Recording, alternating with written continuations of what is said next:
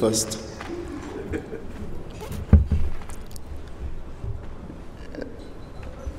Ladies and gentlemen, fellow South Africans,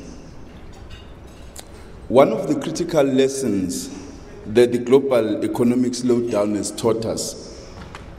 taught both the state and non-state actors, is that national economic recovery will only be achieved if the social partners are working together in partnerships rather than in silos. As such, the government has mobilized all relevant stakeholders, organs of state, the private sector, and civil society, both effectively to respond to the immediate challenges associated with the global economic crisis and to build South Africa's future economy today. This is the type of leadership we need to ensure that our country rids itself of social inequalities, and if we must make the necessary strides towards inclusive growth and development. Our people are demanding that the political and economic systems must be fair, equitable, and promote social justice and inclusion. We all realize that there is a high price to be paid for inequality, and it is a social cost that we will bear heavily if nothing is done. We must temper the greed of those that have with the genuine expectations of those that have not, so that everybody recognizes, not through words, but through their own practical experiences, that the system is fair, equitable, just, and inclusive. These issues we raise so sharply are about our future. The steps we take now can guarantee that we have a future, or they can undermine it.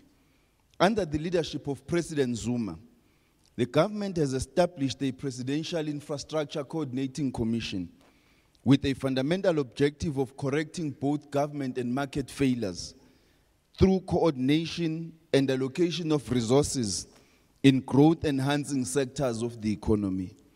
Our country will not realize meaningful social and economic justice if capital is not allocated back into productive sectors of the economy and ensure the creation of labor-intensive jobs for the majority of our citizens. We know from economic history that the private sector is not on its own interested in investing in long-term infrastructure projects because these do not yield quick returns. However, at the same time, evidence does suggest that none of the developed economies would have achieved sustained growth and development without the patriotic attitude of the private sector and appetite to change the living conditions of citizens. When workers in developed economies forgo their wage increases for decades, firms that committed to reinvest their profits in the domestic economy in the form of skills, research and development, and creation of downstream industries. Through this coordinated economic governance approach, government seeks to galvanize the nation behind a common vision of working together for shared wealth. This vision is intended to transform the economic landscape of South Africa, create significant numbers of new jobs, strengthen the delivery of basic services to the population, and support the integration of African economies through the delivery of the social and economic infrastructure. The PICC, the Presidential Infrastructure Coordinating Commission, has prioritized 18 ambitious strategic integrated projects, with the 2 SIPs being coordinated by the state-owned companies within the portfolio of my department. Towards this end, on the 19th October, the President convened an investment conference to build consensus around the infrastructure plan and its 18 strategic integrated projects. The investment conference sought to explore and debate various financing mechanisms for the plan, concretize the localization strategy so that we can stimulate demand, and address the divergence of income inequality in South Africa. At the conference, 4 key memoranda of understanding or intent were signed between the government and partners in the infrastructure development process.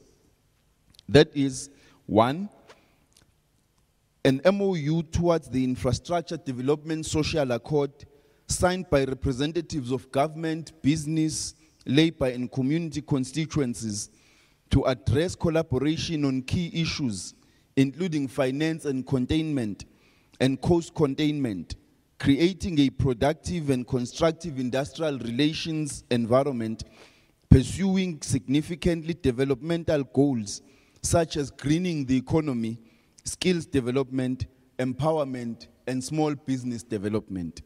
The second MOU that was signed was between Transnet, Eskom, and the IDC, which will commit the 3 public entities in a sort of public-public partnership to cooperate and coordinate the rollout of their respective infrastructure projects and to promote initiatives that support industrialization and the growth of jobs in the economy.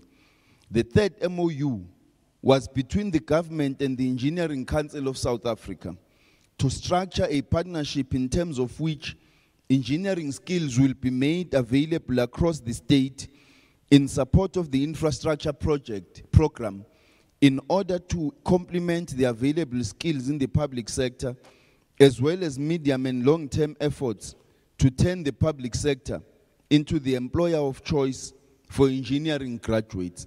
And finally, there was an MOU between the government, business leadership of South Africa and Eskom to commit private sector support for SIP1, which is unlocking the Northern Mineral Belt with Waterberg as a catalyst.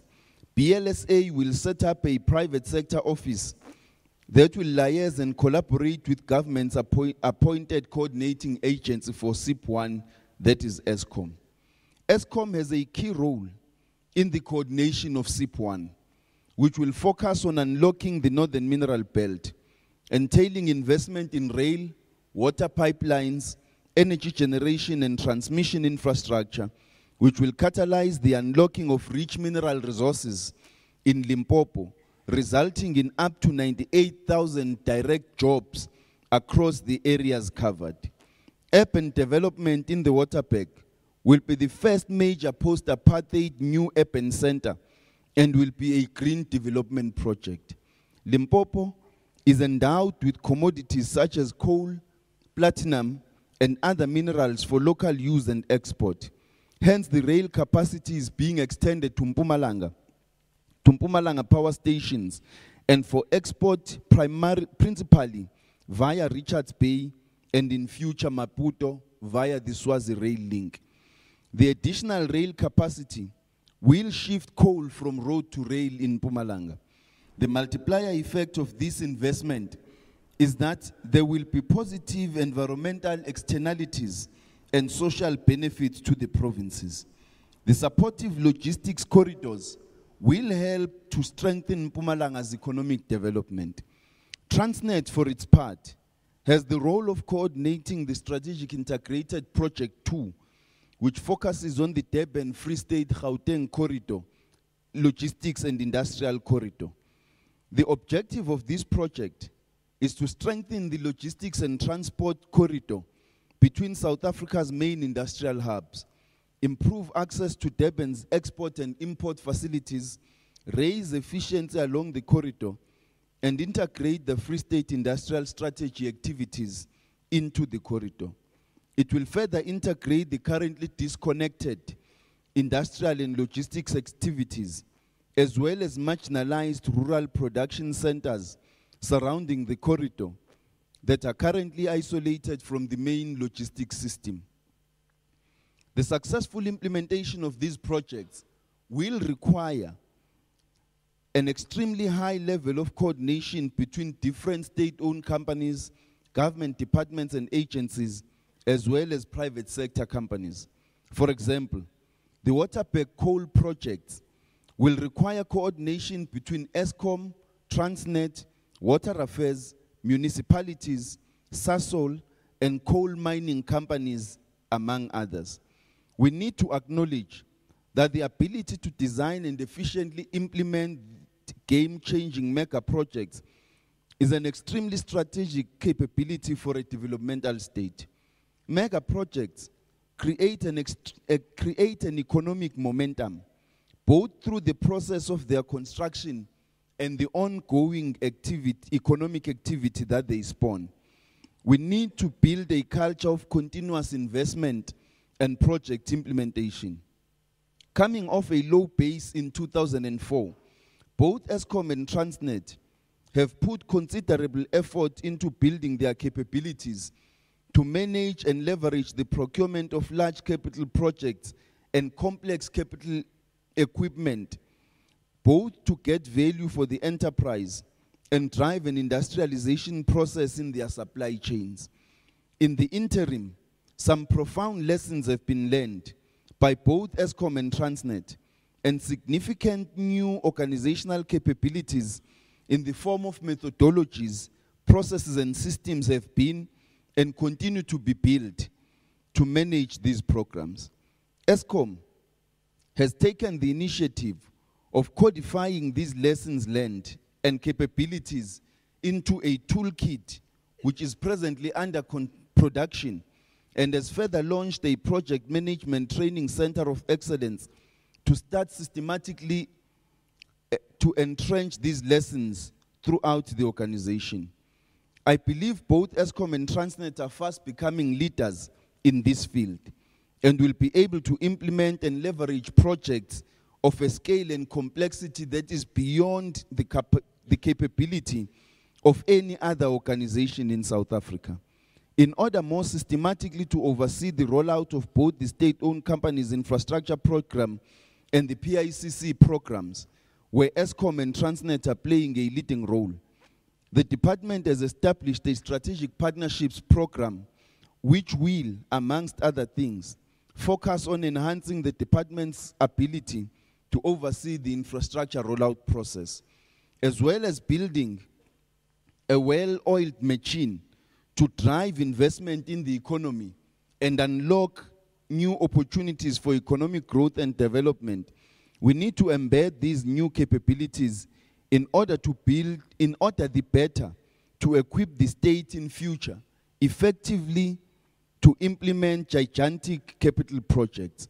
We need to be in continuous dialogue around how our investment plans, build processes, and infrastructure operations can seamlessly be integrated with those of the private sector, particularly investors into our SOC, supplier, and customer community. I believe, even in these globally turbulent times, that we can build a compelling national context for investment and competitiveness.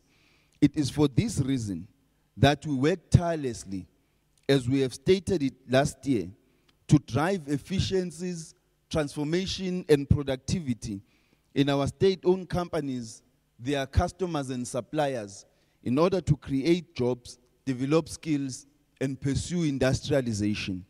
The state must consciously use the levers it controls, including the state-owned companies, to pursue this objective. Directly through infrastructure rollout and procurement, and through these, it must seek to industrialize our country and influence the suppliers and customers of the state and state-owned companies also to pursue meaningful transformation, including of their supply chains. With those few words, I thank you.